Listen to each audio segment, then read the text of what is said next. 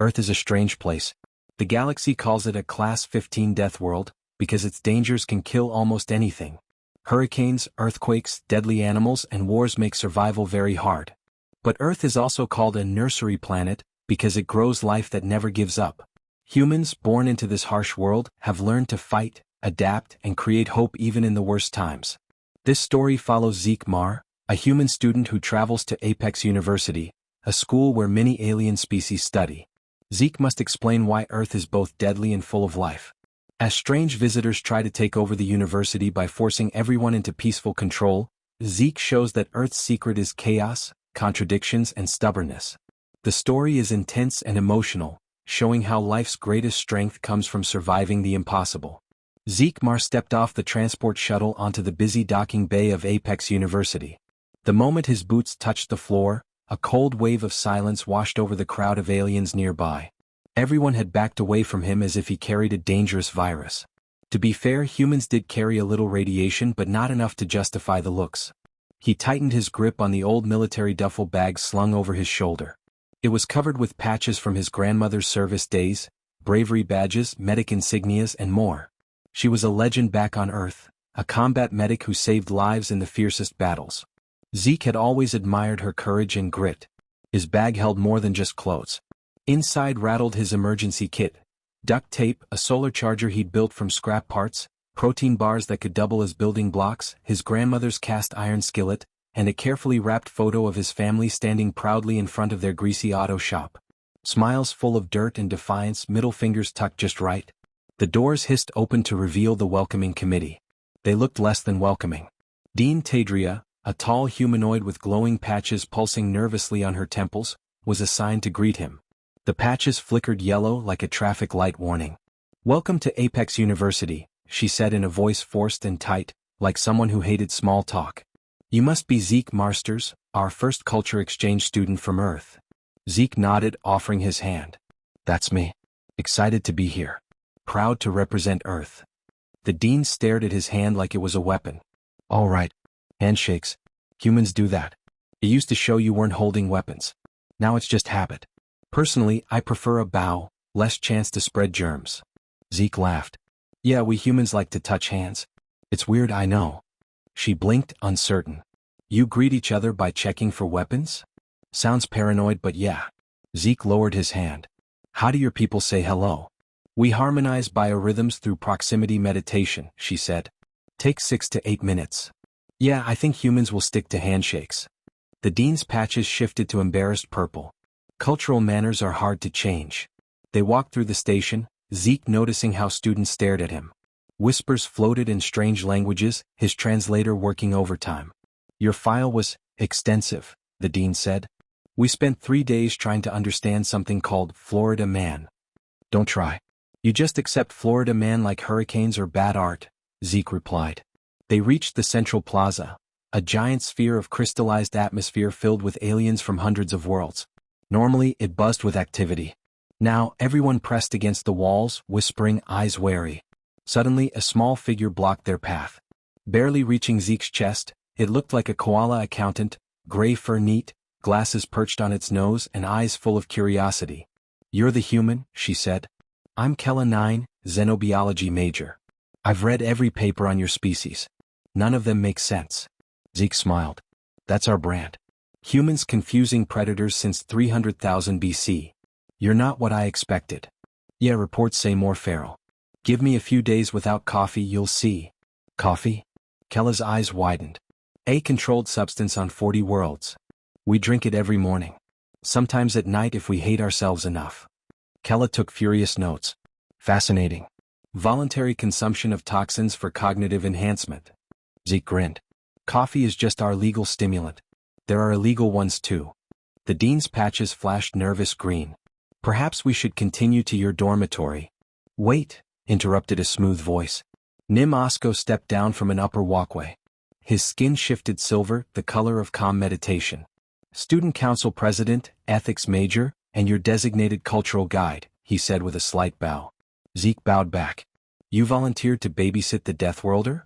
"Curious," Nim replied. "I've studied every spacefaring species. Yours is unique. You achieved interstellar travel while poisoning your own atmosphere. I want to understand that. Zeke laughed. Bold of you to assume logic. More students crept closer, an amphibious one with bright poison frog colors, a primate-like species with extra joints. Zeke pulled out his emergency kit. Quick question. How many of you have read Earth's planetary classification? Tentacles and appendages hesitated. How many understand why Earth is both a Class 15 death world and a nursery planet? All hands dropped. Zeke grinned. Forget the dorm tour. Let's start class. The lecture hall was packed. Beings from methane breathers to gemstone-like life forms crowded inside, whispering about the Deathworlder. Zeke smiled from the podium. This is Earth. A glowing hologram of a blue-green planet appeared. Looks peaceful, right? But here's what's really happening. The view zoomed in on violent hurricanes, volcanic eruptions, earthquakes, wildfires, and floods, all active at once. Earth tries to kill us in at least 17 ways. This isn't a joke. A trembling student asked, "How do you function with such threats?" Zeke shrugged. Denial mostly. We name the disasters. Hurricane Katrina, the big one. That's the earthquake everyone's waiting for in California. Naming makes them less scary. We even named the fault line. San Andreas. Like a drunken uncle who ruins Thanksgiving. The crowd was silent. But Earth isn't just trying to kill us with weather. New images showed deadly animals. A saltwater crocodile, a blue-ringed octopus, a cassowary, and bullet ants. We call the honey badger, too angry to die. That's just Tuesday. The ethics major Nim was stunned. Your file says humans are apex predators. We are, Zeke said. Not because we're strongest or fastest. Because we cheat. Too slow? We invented projectiles. Too weak? We tamed wolves to fight for us. Can't digest half the food? We invented cooking. Can't survive winter? We steal fur. We broke the rules. A gelatinous alien gasped. That's cheating. Survival, Zeke corrected. Earth rewards experimentation. 5 mass extinctions. Every time life bounced back weirder and stronger. He showed the timeline. Cambrian explosion, dinosaurs, mammals, ice ages. Dinosaurs ruled for 165 million years, then an asteroid hit. 75% of species died. What survived? Tiny furry things underground. Our ancestors. But that contradicts the Deathworld classification, a crystalline student said. Deathworlds don't nurture complex life. That's because you're thinking wrong. Earth is a nursery because it's harsh. Every disaster breeds innovation. It's evolution with a deadline. He brought up a photo of a toddler playing in mud, a confused dog watching. This is my nephew. Last month he ate a bug, fell downstairs, got back up and tried to ride the dog. His biggest worry? The bug didn't taste like chicken nuggets. The crowd laughed softly. Humans aren't optimists. We're adaptable pessimists. We expect disaster, plan for it, and when it happens we laugh and make it work. Kella raised her stylus. How do you keep hope in such a world? Zeke paused. We don't. We survive by planning for the worst and improvising the rest. We laugh at chaos because it's better than crying. The students nodded, the room buzzing with a new understanding. Zeke looked out at the crowd, a spark in his eyes. We don't just survive Earth. We fight it, we build on it, we refuse to lose. The door hissed shut behind him and Zeke's heart beat steady, ready for whatever came next. The next morning, Zeke's alarm buzzed like a small insect trapped inside his dorm room. He stretched, still feeling the strange hum of Apex University, the mix of alien scents, soft lights, and distant chatter. Today, his class on Earth's survival had become the talk of the campus. Students from different planets whispered about the Deathworlder, who dared to claim Earth was both deadly and a nursery. At breakfast, Kella 9 sat across from him, her gray fur shimmering faintly with excitement. Zeke, your class was incredible. The way you explained Earth's chaos, it's like a beautiful storm of contradictions. Zeke smiled. Thanks, Kella. Chaos is the secret sauce. It's what makes Earth tough and full of life. Before he could answer, the entire university's screens flickered and died. A heavy silence filled the room. What now? Kella muttered. Suddenly, the campus PA crackled to life, not with Dean Tadria's usual announcements, but a single voice, smooth and hypnotic. Rejoice. You have been chosen for integration. Your discord will become unity. Resistance is futile. Around them, students' eyes glazed over. Their pupils dilated as a strange harmonic signal invaded their minds. Kella dropped her tablet, her fur pulsing in rhythm with the voice. Nim's 3 brains synchronized and tears of joy streamed down his face. Zeke stood frozen, waiting for the signal to take him, but it didn't. Anyone else not feeling the vibe? He asked. No answer. The signal flooded the room with emotions. Love, fear, joy, despair, all turned up to unbearable levels. The aliens swayed, caught in a trance. Zeke yawned. He'd survived Chicago weather, puberty, and his grandmother's strict rules. This was just another Tuesday. Guess I'm doing this, he said, grabbing his emergency kit. He slipped into the dark maintenance tunnels beneath the university. The tunnels were a maze of pipes and cables, not made for humans. Every few steps, Zeke bumped his head or scraped his knee, cursing in creative ways. But he wasn't alone. Other resistant beings had gathered, simple maintenance bots immune to the signal, a Gorvok janitor named Bleak whose shifting emotions made him impossible to control, and Professor Xander, a crystalline being with a rare condition causing emotional dyslexia. How are you not integrated? Zeke asked Xander. My species feels emotions backwards, Xander said. Their joy felt like annoyance. Bleak's skin shifted angry purple. I change emotions too fast for them to lock down. Zeke grinned. So, the dream team of emotional weirdness. Let's save the galaxy. The odds? About as good as surviving a year in Australia, Zeke said. He pulled out his tablet, protected by homemade electromagnetic shielding. Rule 1. If you can't beat them with firepower, beat them with weirdness. Xander accessed the university's archive.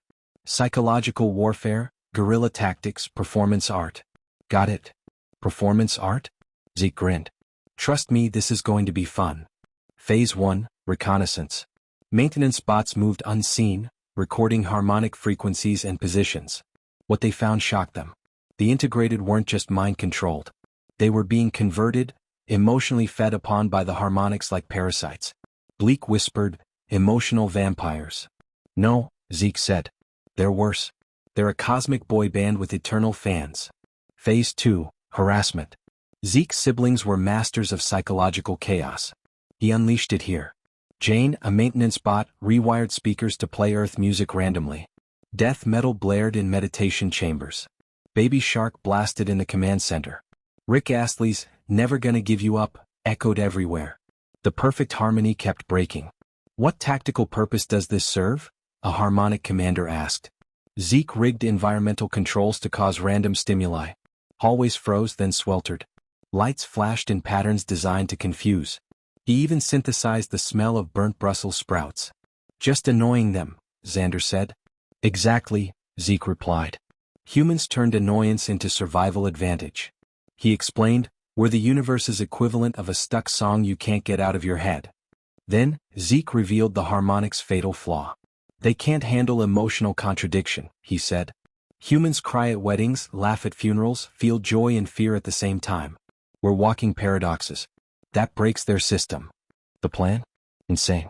But Zeke's grandmother always said, if it's stupid and works, it's not stupid. They built the mythology machine, a strange mix of holograms, emotional amplifiers and Tesla coils. Zeke explained, harmonics force unity by emotional control. Humans built mythology on contradiction. Gods of war who love, tricksters who save, death gods who create life. We're chaos incarnate. Bleak raised a skeptical eyebrow.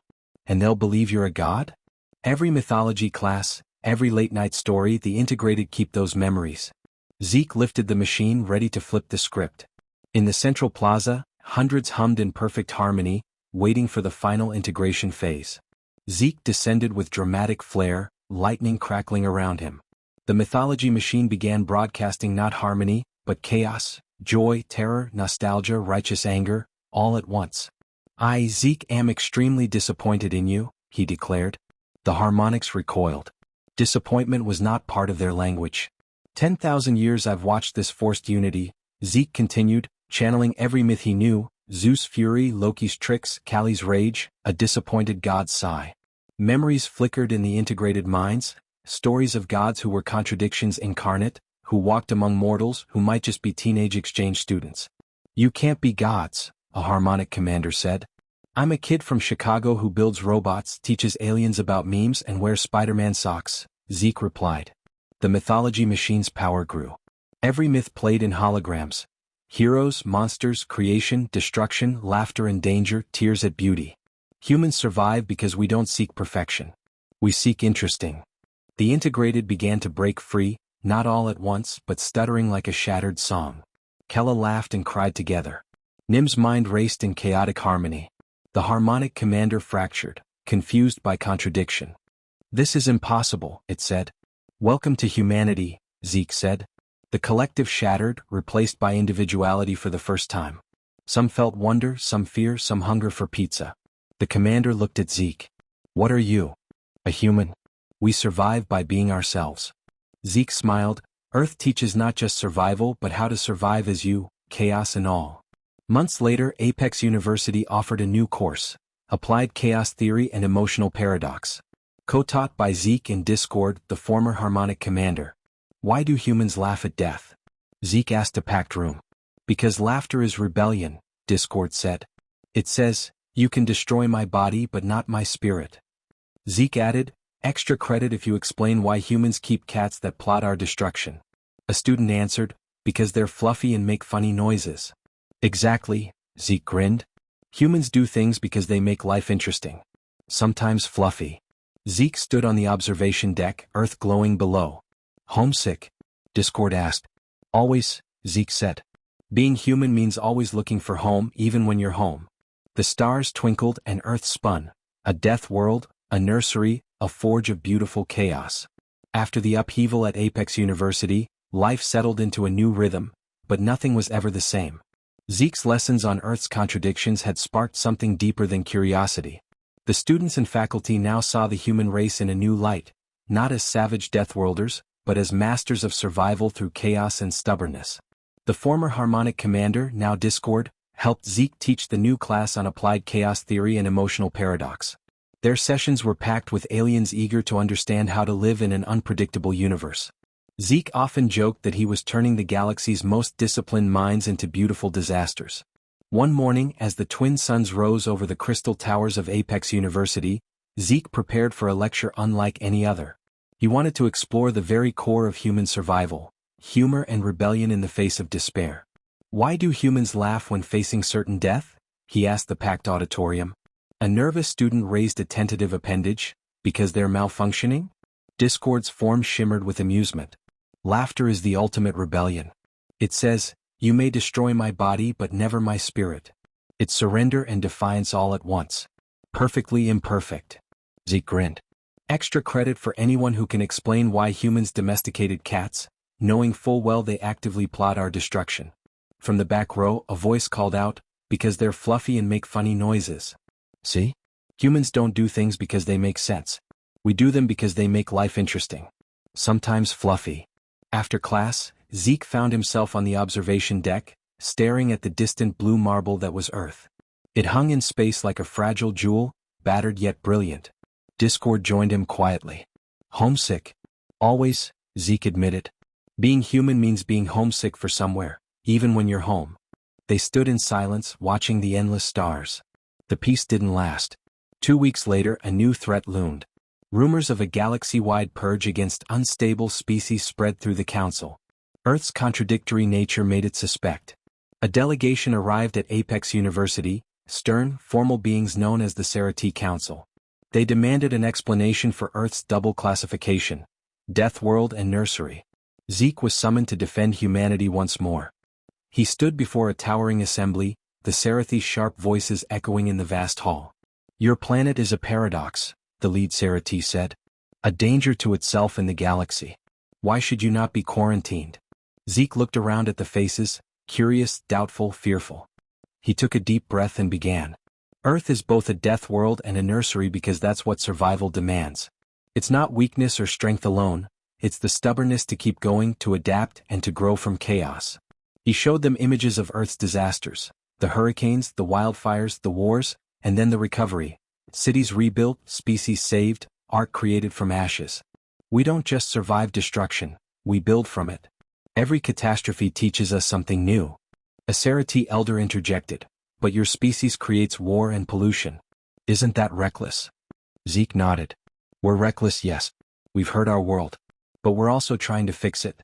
Science, innovation, compassion, those are part of us too. We're paradoxes made real. The council murmured. Some respected his honesty, others remained skeptical. Back at Apex, Zeke's classmates rallied around him. Kella, Nim, and Discord stood firm. "This planet is dangerous," Nim said. "But it also creates something unique. We've seen it." "Humanity's strength lies in chaos," Kella agreed. "It's why you survive when others don't." Discord smiled. "And why you inspire hope." Zeke felt the weight of their faith and the fire of his own pride. Earth wasn't just a place. It was a test, a challenge, and a promise. Weeks later, the Galactic Council made its decision. Earth would keep its dual status, Class 15 Deathworld and Nursery of Chaos.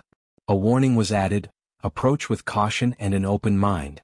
Zeke laughed aloud. Sounds about right. The university held a celebration, blending cultures and species in a joyous mess of music, food, and laughter.